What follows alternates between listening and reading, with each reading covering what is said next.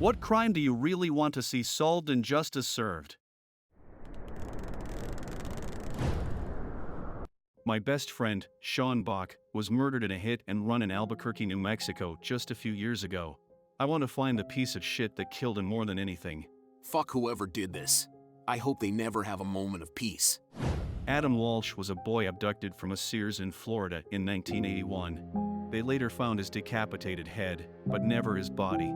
The police had a suspect, but botched the investigation. No one was ever charged. R.I.P. little guy. His dad is a great advocate for solving crimes. He hosted America's Most Wanted for many years. At least John Walsh turned his anger and grief into something super positive. Wait, America's Most Wanted? That was his son? I never knew about Adam Walsh until I worked at Walmart and had to learn what Code Adam is. I'm decently sure it's universal in all department stores in the US. But if you're shopping and you hear them call Code Adam over the speakers, stop what you're doing and start looking for a kid matching the description. When I worked in a department store, the only code I had to memorize was Code Adam. This was in Canada, close to the Montana border, so some things like that came across. In the 4 years I was there, Code Adam was called once, and the whole store went into lockdown. Employees blocked off the exits to the building, and we went to people's cars who were just packing up to see if they had the kid. He was found curled up in the clothing section fast asleep. Bardstown, Kentucky, is a little town with a ton of distilleries and old people. On the surface, it's a lovely little place. Below the surface, there's been several unsolved murders.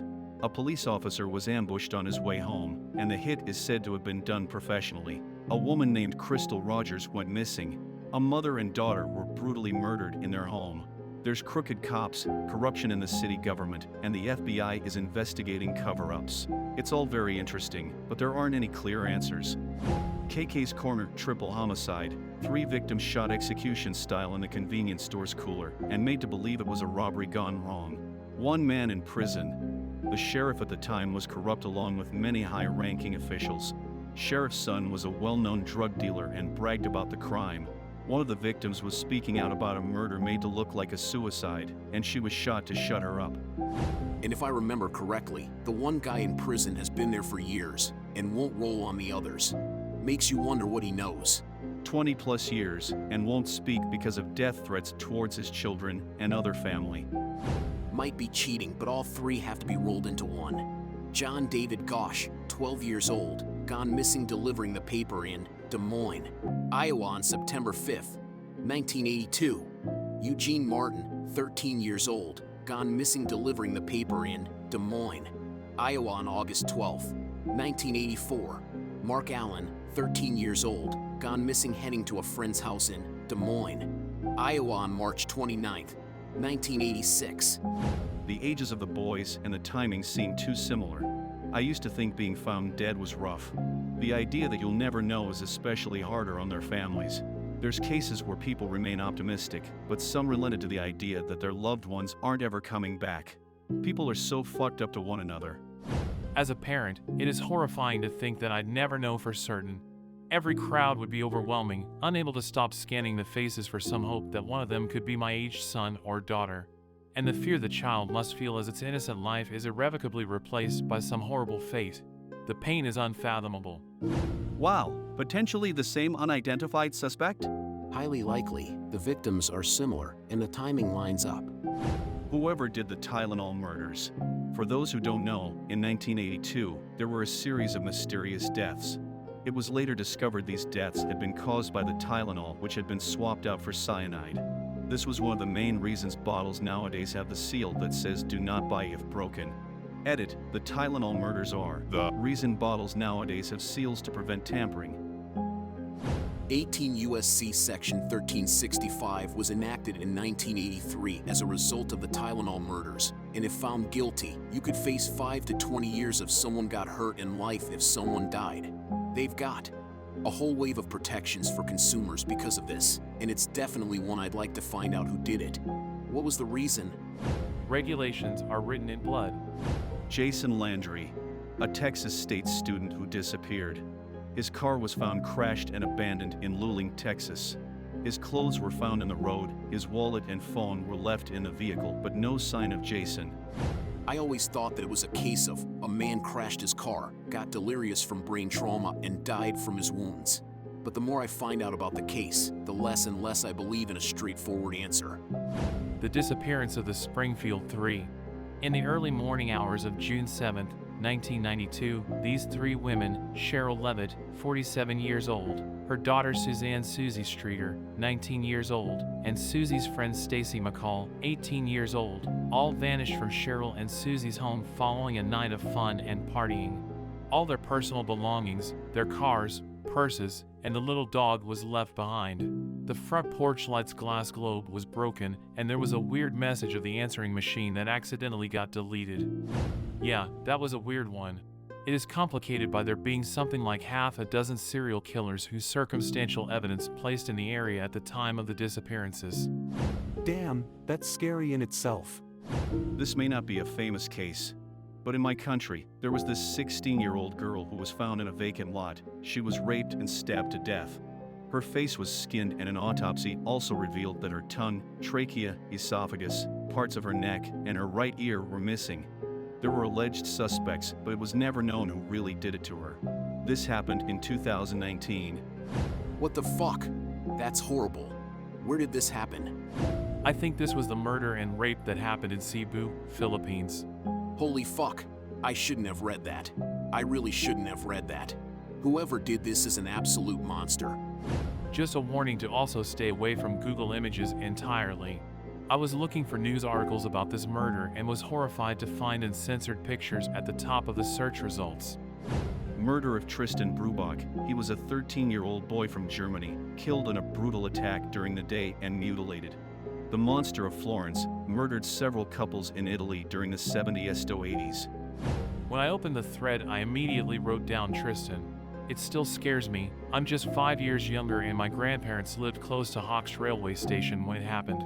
Also, some teenagers actually saw the murder, and I remember the voice recording of that man who called police and told them that he killed him, or the security camera recordings in a subway station where you can see Tristan with a man who's probably his murderer. The whole story is just shocking, and I get insane goosebumps 25 years later. R.I.P. Tristan. Jennifer Keys. She went missing in Florida, then authorities found her car had been abandoned and moved. They have a photo of the suspect moving her car, but his face is obscured by a fence. She's never been seen again.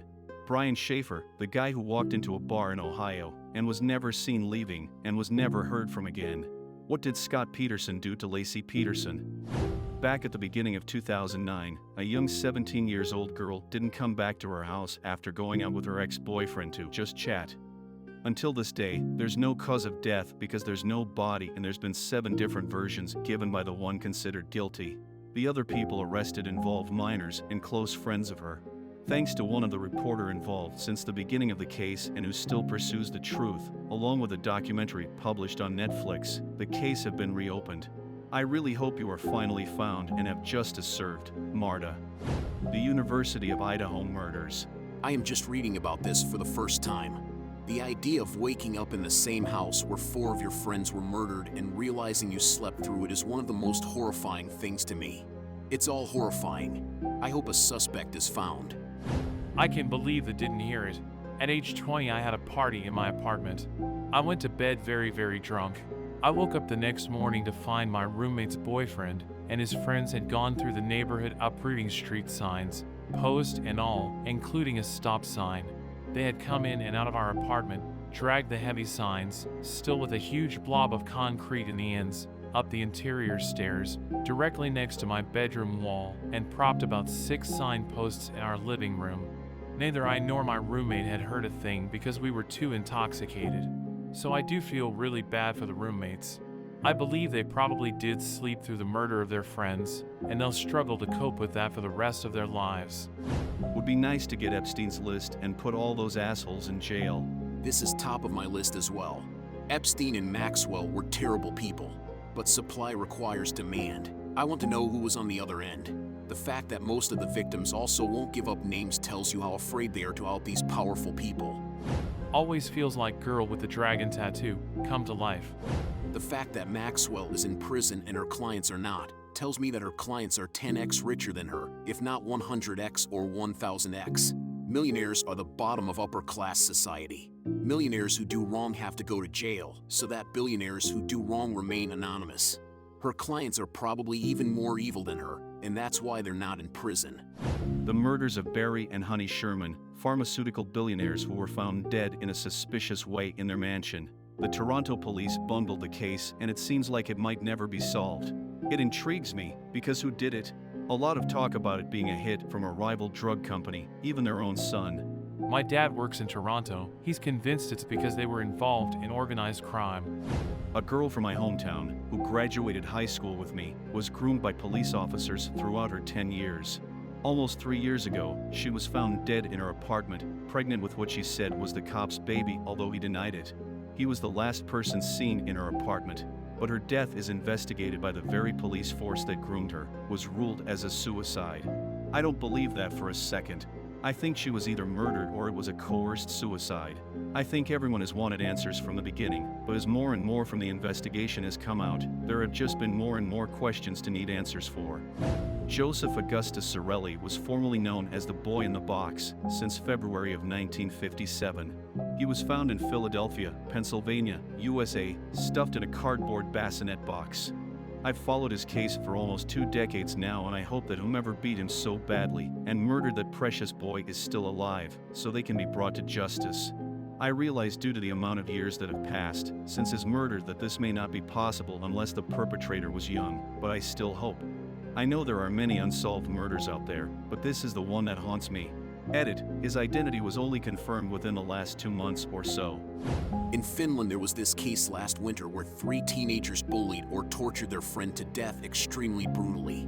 This act included breaking every rib bone, urinating on victim, steel pipe in anus and fire creasers to testicles, and leaving victim naked in snow and Finnish winter night. Of course, the boys are in jail now, but because they are minors and first-timers, they all serve about 4 years in jail and get new identities. Identities are even now not public, but internet knows. That is not justice. That is complete bullshit. 2008 financial crisis. Instead, in the UK, we have many of the perpetrators in government making laws. Same in the US. Some of the companies had to pay a settlement, but virtually all the perpetrators were not punished, and many continued on with their careers without a hitch. I'd like to see Malaysia Airlines Flight 370 found. It's most likely at the bottom of the Indian Ocean, everyone dead. The only proof is some bits of plane that washed up on some small islands in the Indian Ocean. I recall seeing a documentary on it, on YouTube. All things pointed to the pilot committing suicide and taking the entire plane with him, but the ocean is so damned huge and deep that it would take years of searching. A motive would still be nice. Thanks for watching. In the comments below the video, write what crime do you really want to see solved and justice served. Also, don't forget subscribe and share this video with your friends. See you later.